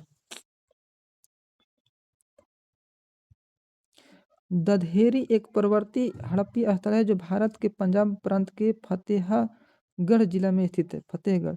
सिंधु सभ्यता का कौन सा स्थल भारत में स्थित है? तो लोथल। सिंधु सभ्यता समेत लोथल नामक स्थल पूरा गुजरात के अहमदाबाद जिला में भोगा नदी के तट पर सरगांव गांव के समीप में स्थित है। हड़प्पा और मोहनजोदड़ो पाकिस्तान में। वह हड़प्पीय नगर जिसका प्रतिनिधित्व लोथल का पुरातत्व स्थल करता है किस नदी पर है? लोथल भोगवा नदी के तट पर। लोथल भोगवा नदी। हड़प्पीय नगर लोथल गुजरात के अहमदाबाद जिले में भोगवा नदी के किनारे स्थित है। यहाँ की सर्वाधिक महत्वपूर्ण उपलब्धि हड़प्पाकालीन बंदरगाह है। हड़प्पा सभ्यता के स्थल लोथल कहाँ है? तो गुजरात में। लोथल कहाँ है? तो गुजरात में। सिंधु घाटी सभ्यता का पतन नगर कौन है? तो लोथल। पतन नगर लोथल। निम्नलिखित में से कौन सा एक हड़प्पा बंदरगाह है? निम्नलिखित में से कौन एक हड़प्पा का बंदरगाह है? तो लोथल हड़प्पा का बंदरगाह है। सिंधु घाटी सभ्यता के सबसे महत्वपूर्ण विशेषता क्या है? तो सबसे महत्वपूर्ण विशेषता है पक्की ईंटों से बनी इमारत, सही है। कला एवं वास्तुकला, दोनों सही है। सिंधु घाटी सभ्यता भारतीय उपमहाद्वीप की प्राचीनतम नगरीय सभ्यता थी। पक्की ईंटों से निर्मित इमारतें, सुनियोजित वास्तुकला, उन्नत व्यापार व वाणिज्य जैसी इस सभ्यता की प्रमुख विशेषता थी। ध्यान देने वाली बात है कि मेसोपोटामिया और मिस्र आदि प्राचीन सभ्यताओं की भांति हड़प्पा सभ्यता में पूजा स्थल के स्पष्ट साक्ष्य नहीं मिलते हैं। इस प्रकार भारत में असली मेहराब का उदाहरण बलबन के मकबरे में मिलता है। भारत में असली मेहराब का उदाहरण कहाँ मिलता है? तो बलबन के मकबरा में। निम्नलिखित में से किस सिंधु घाटी स्थल पर हल के खोज संबंधित टेराकोटा हल के खोज कहाँ मिलता है? बनावली हरियाणा में। बनावली और कलिबंगा दोनों में हल के मिलता है। प्रश्नगत विकल्पों में बनावली हरियाणा तथा कलिबंगा राजस्थान नामक सिंधु घाटी स्थल से हल की खोज से संबंधित टेराकोटा की प्रकृति प्राप्त हुई है। कलिबंगा और बनावली। आर्कियोलॉजिकल सर्वे ऑफ इंडिया के अनुसार कालीबंगा नामक स्थल के प्रारंभिक चरण में जुते हुए खेत के साथ साथ टेराकोटा के हल प्राप्त हैं। इसके अतिरिक्त हरियाणा के फतेहाबाद जिला में स्थित बनावली नामक पुरास्थल से भी टेराकोटा के हल प्राप्त हुए हैं। निम्नलिखित में से किस हड़प्पा कालीन स्थल से हल के टेराकोटा प्राप्त हुआ है? तो कालीबंगा और बनावली। निम्नलिखित में से कौन सा सिंधु घाटी सभ्यता से संबंधित स्थल नहीं है? तो कालीबंगा रोपड़ है, लोथल है, लेकिन पाटलिपुत्र नहीं है। कालीबंगा, रोपड़ तथा लोथल सिंधु घाटी सभ्यता से संबंधित स्थल है, जबकि पाटलिपुत्र सिंधु घाटी सभ्यता से संबंधित नहीं है। भारत में हड़प्पा का बृहत स्थल कौन सा है? तो राखीगढ़ी। हरियाणा के हिसार जिला में अवस्थित राखीगढ़ी हड़प्पा सभ्यता का सबसे बड़ा स्थल है। मोहनजोदड़ो हड़प्पा और गनेरीवाला मोहनजोदड़ो हड़प्पा गनेरीवाला पाकिस्तान तथा राखीगढ़ी एवं धौलावीरा भारत में हड़प्पा सभ्यता के 5 बृहद स्थलों की श्रेणी में आते हैं। मोहनजोदड़ो हड़प्पा गनेरीवाला धौलावीरा राखीगढ़ी। तो राखीगढ़ी भारत में सबसे बड़ा स्थल भारत का सबसे बड़ा हड़प्पा स्थल राखीगढ़ी हरियाणा। सिंधु घाटी स्थापित सिंधु घाटी सभ्यता जिन नदियों के तट पर बसी थी वह थी सिंधु नदी, झेलम नदी तो नदी नहीं था इसमें, सिंधु नदी था, चेनाब नदी था और गंगा नदी था, इसमें नहीं था। सॉरी, देखते हैं। झेलम नदी था, सिंधु नदी था, झेलम नदी था, चिनाब नदी था, लेकिन गंगा नदी पर सिंधु घाटी सभ्यता नहीं बसी। प्रश्नगत विकल्पों में सिंधु घाटी सभ्यता झेलम, सिंधु और चिनाब नदी के तट पर बसी थी, परंतु गंगा नदी के तट पर नहीं थी। सिंधु घाटी लोग विश्वास करते थे किसमें? तो मात्र शक्ति में करते थे। देखते हैं क्या कहता है। सिंधु घाटी की लिपि अभी तक पढ़ी ना जा सकी, इस कारण उन लोगों को धार्मिक विश्वास के बारे में निश्चित तौर पर कुछ नहीं कहा जा सकता। उत्खनन में प्राप्त स्त्री मूर्तियों की बहुलता से मात्र शक्ति की उपासना का अनुमान लगाया जाता है। पुरुष आकृतियों से शिव की पूजा अनुमानित होती है। अग्निकुंड या यज्ञ वेदिका भी प्राप्त हुई है। मृतकों के साथ दैनिक उपयोग की वस्तुओं को दफनाने के आत्मा में विश्वास का भी अनुमान लगाया जाता है। फिर भी कई विद्वान इन्हें मुख्यतः मात्र शक्ति का उपासक मानते हैं, लेकिन निश्चित तौर पर इस प्रश्न का उत्तर नहीं दिया जा सकता। सिंधु घाटी के लोग विश्वास करते थे, सिंधु घाटी के लोग पूजा करते थे किसी को? पशुपति शिव की। सिंधु घाटी के लोग पशुपति शिव की पूजा करते थे। इसका प्रमाण मोहनजोदड़ो से प्राप्त एक मुहर पर यौगिक से मिली है। मोहनजोदड़ो एवं हड़प्पा की पुरातत्विक खुदाई के प्रभारी कौन थे? तो सर्जन मार्शल। भारतीय पुरातत्व सर्वेक्षण विभाग के महानिदेशक सर्जन मार्शल के निर्देशन में 1921 ईस्वी में दयाराम साहनी ने हड़प्पा और 1922 ईस्वी में रखाल दास बनर्जी ने मोहनजोदड़ो का उत्खनन करवाया था। हड़प्पा के टीले के विषय में सर्वप्रथम जानकारी 1824 में चार्ल्स मेसन ने ही दिया था। सिंधु घाटी सभ्यता की खोज निकालने में किन दो भारतीयों का नाम जुड़ा है? तो रखाल दास बनर्जी और दयाराम साहनी। हड़प्पा की खोज राय बहादुर दयाराम साहनी, लोथल के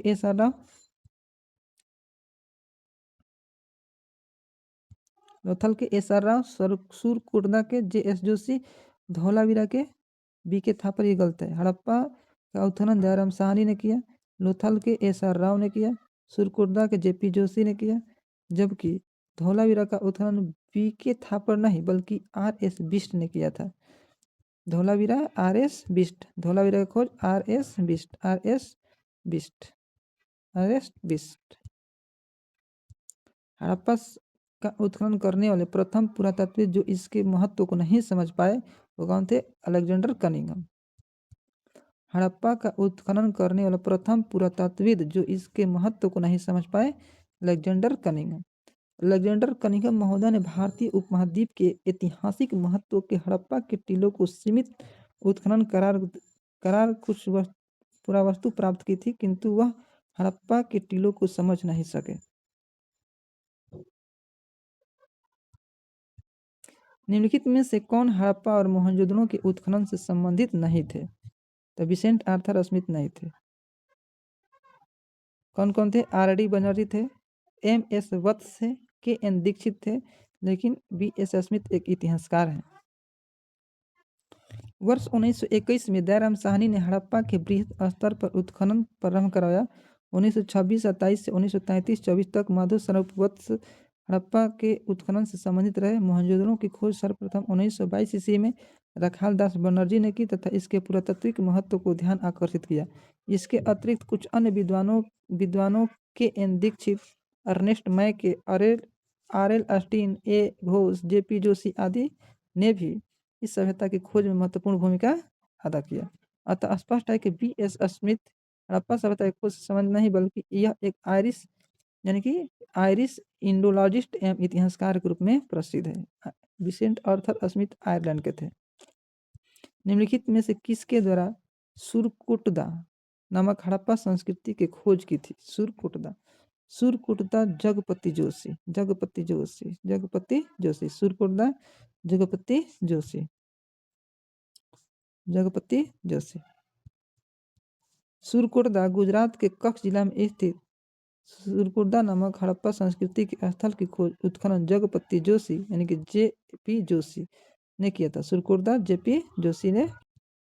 सिंधु सभ्यता के विकसित अवस्था में निम्नलिखित में से किस स्थल से घरों में कुएं के अवशेष मिले हैं? तो घरों में कुएं के अवशेष तो मोहनजोदड़ो से भी मिला है। देखते हैं क्या कहता है। जय नारायण पांडे की पुस्तक पुरातत्व विमर्श के पृष्ठ संख्या 386 2020 संस्करण के अनुसार सिंधु सभ्यता के अधिकांश नगरों के लगभग प्रत्येक घर में निजी कुएं एवं स्नानागार होते थे। प्रत्येक घर में निजी कुएं एवं स्नानागार होते थे और पानी की निकासी के लिए नलियों की व्यवस्था थी।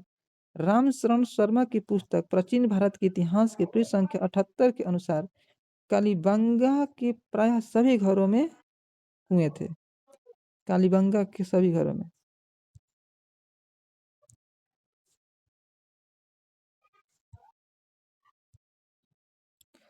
भारत में निम्नलिखित के आने का सही कालानुक्रम क्या है?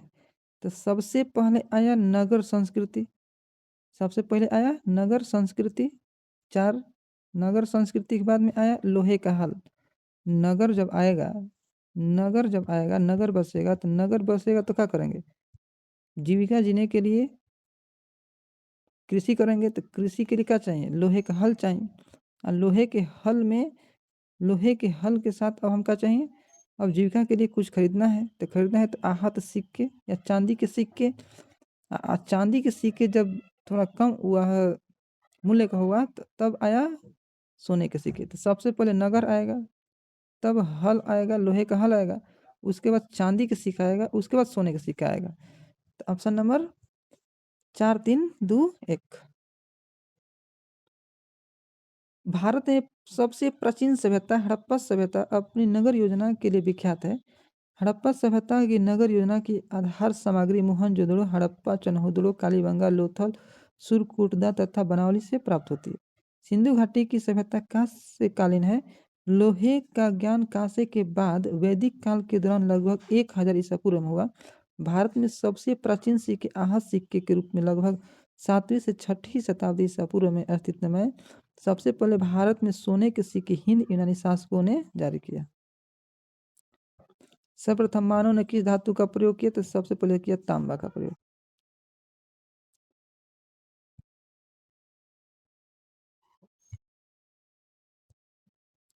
सर्वप्रथम मानव द्वारा तांबा धातु का प्रयोग किया गया। विश्व के विभिन्न भागों में इसके प्रयोग की तिथि पर्याप्त अंतर है। हाथी दांत का पैमाना हड़प्पा संदर्भ में कहाँ मिलता है? हाथी दांत तो लोथल से। हाथी दांत कहाँ मिलेगा? तो लोथल से। हाथी दांत लोथल। हड़प्पा सभ्यता भारत की प्राचीनतम सभ्यता थी। हड़प्पा संदर्भ में हाथी दांत लोथल से प्राप्त हुआ है, जो गुजरात में स्थित है। लोथल गुजरात में स्थित है।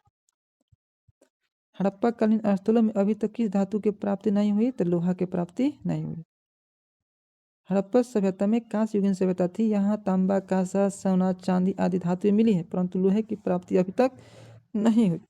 हड़प्पा कालीन लोग लोहे से परिचित नहीं थे। भारत में लोहे का युग का प्रारंभ उत्तर वैदिक काल में होता है, 1000 ईस्वी के आसपास। निम्नलिखित में से कौन सा स्थल घग्गर और उसकी सहायक नदियों की घाटी में स्थित है? लो, ब, लोथल भोगावती बनावली हरियाणा घग्गर नदी पर। बनावली हरियाणा घग्गर नदी। हरियाणा में स्थित बनावली नामक हड़प्पी स्थल घग्गर एवं उसकी सहायक नदियों के किनारे स्थित है। क्या कहता है? निम्नलिखित कथनों पर विचार कीजिए और कौन सा सही है, सही कथन चुनना है। मोहनजोदड़ो, हड़प्पा, रोपण, कालीबंगा सिंधु घाटी सभ्यता का प्रमुख स्थल है। सही है एकदम। हड़प्पा के लोगों ने सड़कों तथा नालियों के जाल के साथ नियोजित शहरों का विकास किया। सही है। हड़प्पा के लोगों ने सड़कों तथा नालियों के जाल के साथ नियोजित शहरों का विकास किया। यह भी सही है। हड़प्पा के लोग धातुओं के उपयोग का पता नहीं था। ये गलत है। धातु का प्रयोग करते थे, कांसा का प्रयोग। कौन सही हो जाएगा? तो 1 और 2 सही है, तीसरा का गलती है। इसको पढ़ लेते हैं। हड़प्पा, मोहनजोदड़ो, रोपण, लोथल, कालीबंगा सिंधु घाटी सभ्यता के प्रमुख स्थल है। सिंधु सभ्यता में सड़कें एक दूसरे को समकोण पर काटती, जिसे ऑक्सफोर्ड सर्कस कहते हैं। ऑक्सफोर्ड सर्कस कहते हैं। सड़कों के दोनों किनारों पर पक्की नालियां बनाई जाती थी, जिन्हें बड़ी ईंटों अथवा पत्थर के टुकड़ों से ढक दिया जाता था। इस समय सोने तथा चांदी के आभूषण बनाए जाते थे। तांबे के साथ टीन मिलाकर कांसा बनाया जाता था। मोहनजोदड़ो तथा हड़प्पा नगर अब विलुप्त हो गए हैं। वह खुदाई के दौरान प्रकट हुए। सही है दोनों। ए आर दोनों सही है, आर एक सही स्पष्टीकरण।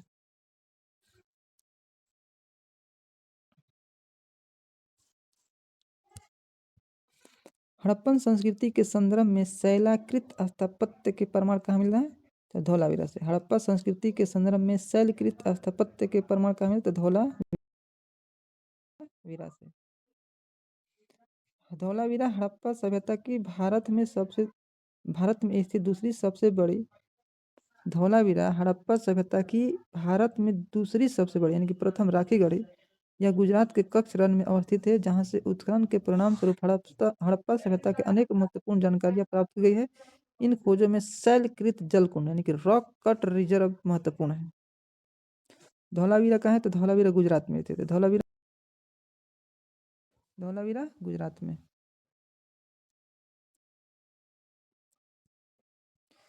कौन सा हड़प्पीय नगर 3 भागों में विभाजित है?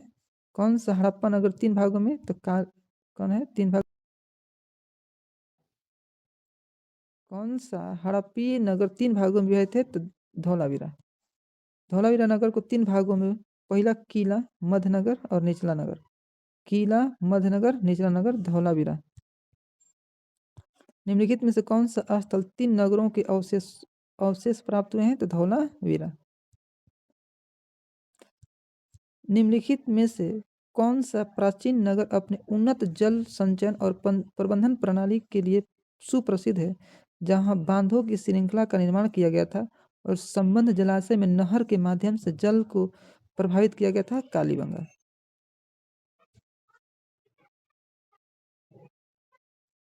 सॉरी, कालीबंगा नहीं, धौलावीरा।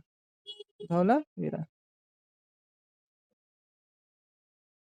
एक उन्नत एक उन्नत जल प्रबंधन व्यवस्था का साक्ष्य कहाँ से मिला है? तो धौलावीरा से। उन्नत जल प्रबंधन का साक्ष्य धौलावीरा से। निम्नलिखित में से किस स्थल से द्वि शव संस्कार यानी कि डबल बरियल के प्रमाण मिला है? शव संस्कार यानी कि दो शव संस्कार के प्रमाण मिला है। तो कहाँ से मिला है? लोथल से सर्वाधिक 3 सावधान समाधिकरण मिला है। लोथल से सर्वाधिक 300 समाधिकरण साक्ष्य प्राप्त हुआ है। कालीबंगा से भी युगल समाधिकरण के प्रमाण मिला है। राखी गढ़ी से भी युग समाधि प्राप्त है। यदि संख्या को आधार माना जाए तो सही उत्तर विकल्प सी होगा, किंतु यदि प्रमाण को आधार माना जाए तो सही उत्तर सी और डी दोनों होगा। कहें कि युग्ल समाधिकरण यह कालीबंगा में भी प्राप्त हुआ है और राखी गढ़ी में भी प्राप्त हुआ है। कालीबंगा और राखी गढ़ी दोनों में युग्ल समाधि, लोथल में 3 समाधिकरण। जो लोथल है किंतु प्रमाण को आधार माना तो उत्तर सी डी होगा, ऐसे सी होगा। युग्ल समाधि कहाँ से मिला है? तो द्वि संस्कार का प्रमाण मिला है लोथल से।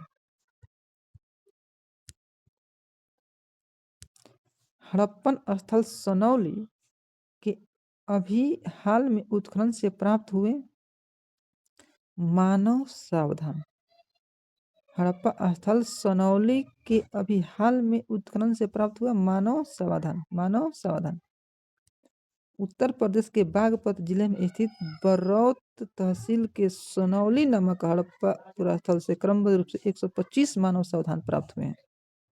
125।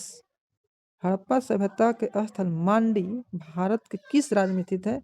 तो मांडी है उत्तर प्रदेश में। मांडी उत्तर प्रदेश है। मांडा जम्मू कश्मीर में। मांडी उत्तर प्रदेश, मांडा जम्मू कश्मीर। जून 2000 में उत्तर प्रदेश के मुजफ्फरनगर जिले का एक गांव मांडी अचानक चर्चा में आ गया। बखरा ब्लॉक में स्थित मांडी गांव में एक खेत में खुदाई के दौरान प्राचीन आभूषण, सिक्के, बर्तन आदि मिले थे। इसे हड़प्पा सभ्यता से जोड़कर देखा गया। तो मांडी कहाँ है? तो उत्तर प्रदेश। वस्त्रों के लिए कपास की खेती का प्रारंभ सबसे पहले किसने किया? तो भारत में किसने? सिंधु घाटी सभ्यता ने। वस्त्रों के लिए कपास की खेती का प्रारंभ सर्वप्रथम भारत में किया गया। 1922 में रखाल दास बनर्जी के नेतृत्व में सिंधु नदी के किनारे स्थित मोहनजोदड़ो वर्तमान पाकिस्तान के लरकाना जिला में स्थित उत्खनन से कपास के सूत की प्राप्ति की गई थी। निम्नलिखित में से कौन सा लक्षण सिंधु सभ्यता के लोगों को सही रूप से चित्रित करता है? उनके विशाल महल और मंदिर होते थे। गलत है। वे देवी और देवताओं दोनों की पूजा करते थे। देवी देवताओं दोनों की पूजा करते थे। देवी देवता तो नहीं थे उसमें, देवी देवता दोनों की पूजा करते थे। वे युद्ध में घोड़े द्वारा खींचे गए रथ का प्रयोग करते थे। युद्ध में सही कौन होगा? बी, केवल 2।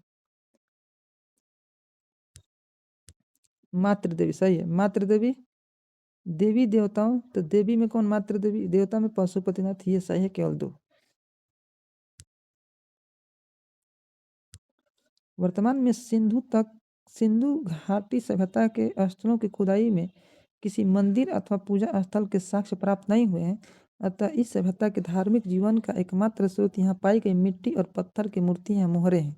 इनसे यह ज्ञात होता है कि यहाँ लोग मातृदेवी, पशुपति, शिव लिंग एवं योनि की पूजा और पीपल, नीम आदि पेड़ों एवं नाग की आदि जीव जंतु की उपासना प्रचलित थी। पशुओं में हाथी, बाघ, भैंसा, गेड़ा और घड़ियाल के चित्र मिले हैं, लेकिन घोड़े के चित्र के अभाव है। घोड़े के चित्र नहीं मिले। हालांकि घोड़े की अस्थियां, घोड़े की मृद मूर्तियां लोथल और सुनकुर्दो, कालीबंगा आदि से मिला है। घोड़े की अस्थि और घोड़े की मृद मूर्ति लोथल, सुरकुर्दो और कालीबंगा, लोथल, सुरकुर्दा और कालीबंगा से मिला है। फिर भी घोड़े का प्रयोग उपयोग युद्ध के रथ में खींचने के लिए नहीं किया जाता था, ऐसा साक्ष्य का अभाव है। सिंधु घाटी सभ्यता के संदर्भ में निम्नलिखित कथनों पर विचार कीजिए। यह प्रमुखतः लौकिक सभ्यता थी तथा उसमें धार्मिक तत्व उपस्थित था, वर्चस्वशाली नहीं, सही है। उस काल में भारत में कपास से वस्त्र बनाए जाते थे, सही है, दोनों सही है। सिंधु घाटी सभ्यता के संदर्भ में सामान्यतः माना जाता है कि यह परंतः लौकिक सभ्यता थी। इसमें धार्मिक तत्व यद्यपि उपस्थित थे किंतु वर्चस्वशाली नहीं थे। सिंधु घाटी सभ्यता में अनेक स्थल से कपास के रेशों से निर्मित वस्त्र के साक्ष्य मिले हैं, जिनसे स्पष्ट होता है कि वहाँ के लोग इसका निर्माण करते थे। निम्नलिखित स्थलों में से निम्न स्थानों पर किस एक स्थान पर सिंधु घाटी सभ्यता से संबंध विख्यात वृषभ मुद्रा प्राप्त हुई है? यानी कि वृषभ मुद्रा, वृषभ मतलब क्या होता है? बैल। तो वृषभ मुद्रा प्राप्त हुई है मोहनजोदड़ो से। मोहनजोदड़ो से प्राप्त कुबड़ वाला बैल की आकृति युक्त मुहर की कलात्मक की भूरी भूरी प्रशंसा पार्सल महोदय ने की है। इसमें बैल के अंगों के उभार और शरीर के अनुपात में जो विशिष्टता दिखाई गई है वह अपूर्व है। सिंधु सभ्यता से प्राप्त मुहरों में कौन से वृक्ष की आकृति मिलती है? सिंधु सभ्यता से प्राप्त मुहरों में कौन से वृक्ष की आकृति मिलती है? तो मिलती है पीपल की। पीपल की। क्यों? सिंधु घाटी सभ्यता में सर्वाधिक मोहरें सिलखड़ी की बनी हैं। इसके अतिरिक्त कांचली मिट्टी, चर्ट, गोमेद आदि से बनी थी। अधिकांश मोहरे वर्गाकार चौकोरे हैं, किंतु कुछ घनाकार, गोलाकार और बेलनाकार भी थे। सिंधु सभ्यता से प्राप्त मोहरों में पीपल वृक्ष की आकृति मिलती है। निम्नलिखित में से किस पशु का अंकन हड़प्पा संस्कृति के मुहर पर नहीं मिलता है? तो घोड़ा का नहीं मिलता है। निम्नलिखित में से किस पशु का अंकन हड़प्पा संस्कृति के मुहर पर नहीं मिलता है? तो घोड़ा की। किसका मिलता है? तो हाथी, गेंडा, भैंसा, चीता, घोड़ा को नहीं मिलता।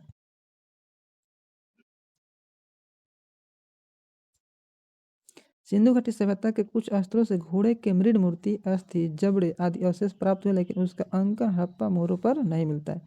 किस पशु का अवशेष सिंधु घाटी सभ्यता से प्राप्त नहीं हुआ है? तो शेर का। किस पशु के अवशेष सिंधु घाटी सभ्यता से प्राप्त नहीं हुआ है? तो शेर का।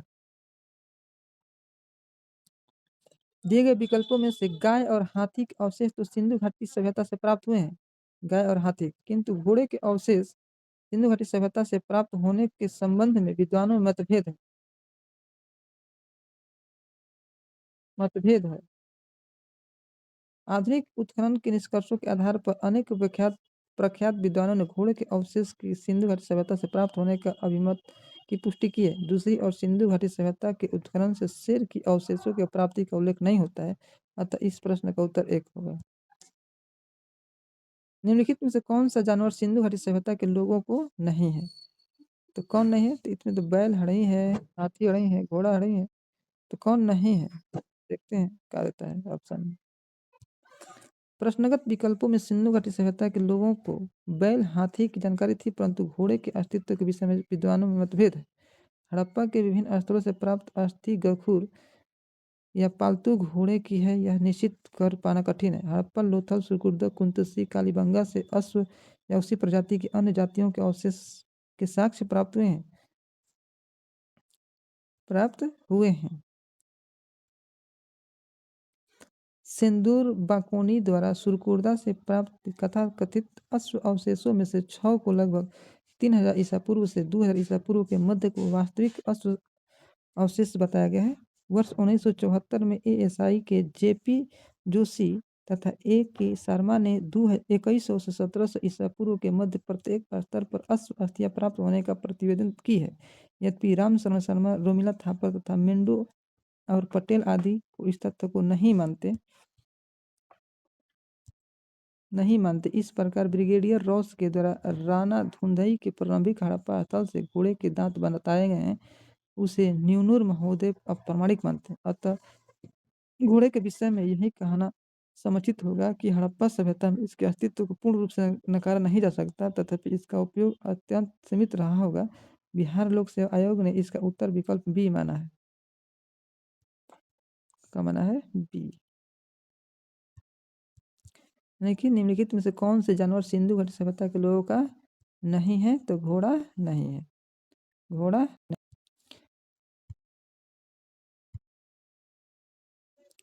आईआईटी खड़गपुर के अध्ययन दल की रिपोर्ट के अनुसार आईआईटी खड़गपुर के अध्ययन दल आईआईटी खड़गपुर के अध्ययन दल की रिपोर्ट के अनुसार लगातार कितने वर्षों की न के बराबर वर्षा का होना सिंधु घाटी सभ्यता के पतन का कारण रहा होगा?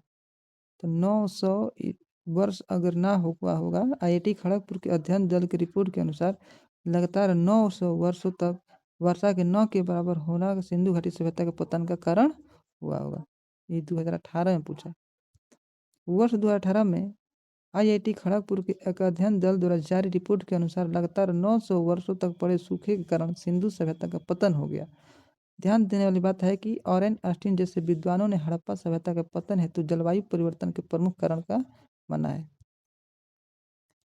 मृणपट्टिका पर उत्तीर्ण सिंहयुग देवता की कृति कहाँ से प्राप्त हुई है?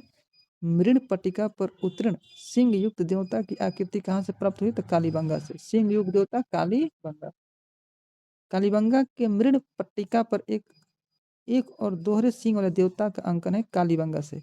इसके अतिरिक्त मोहनजोदड़ो से भी सिंहयुक्त देवता का चित्रण मिलता है। निम्नलिखित में से कौन सी सिंधु सभ्यता नील नदी तट पर पनपी? सभ्यता नील नदी के तट पर। तो नील नदी के तट पर मिस्र की सभ्यता। मिस्र की सभ्यता का विकास नील नदी के दक्षिणी द्रोणी में हुआ। नील नदी विश्व की इस प्राचीन सभ्यता का आधार थी। मिस्र को नील नदी का वरदान या उपहार कहा जाता है क्योंकि इस नदी के अभाव में यह भूभाग रेगिस्तान होता। अफ्रीका महाद्वीप में स्थित है। इसके समकालीन सभ्यता सिंधु घाटी सभ्यता तथा मेसोपोटामिया की सभ्यता है। निम्नलिखित सभ्यताओं को उत्तर से दक्षिण का सही क्रम बताइए। उत्तर से दक्षिण की ओर सही क्रम, उत्तर से दक्षिण की ओर। देखते हैं उत्तर से दक्षिण कौन है। उत्तर से दक्षिण सबसे पहले एजटेक,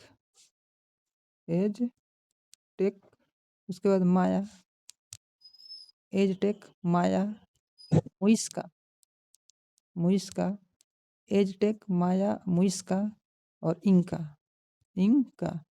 एजटेक, माया, मुइस्का, इंका। एजटेक, माया, मुइस्का, एजटेक, माया, मुइस्का, इंका। एजटेक, माया, मुइस्का, इंका। लेखन कला की उचित प्रणाली विकसित करने वाली सर्वप्रथम प्राचीन सभ्यता कौन थी? सुमेरियन। सुमेरियन सभ्यता के लोग प्राचीन विश्व के प्रथम लिपि आविष्कर्ता थे। इनकी प्रारंभिक लिपि का स्वरूप अत्यंत सरल आदिम था। सुमेरिया की क्यूनिफॉर्म लिपि को सामान्यतः प्राचीनतम लिपि माना जाता है। क्यूनिफॉर्म लिपि को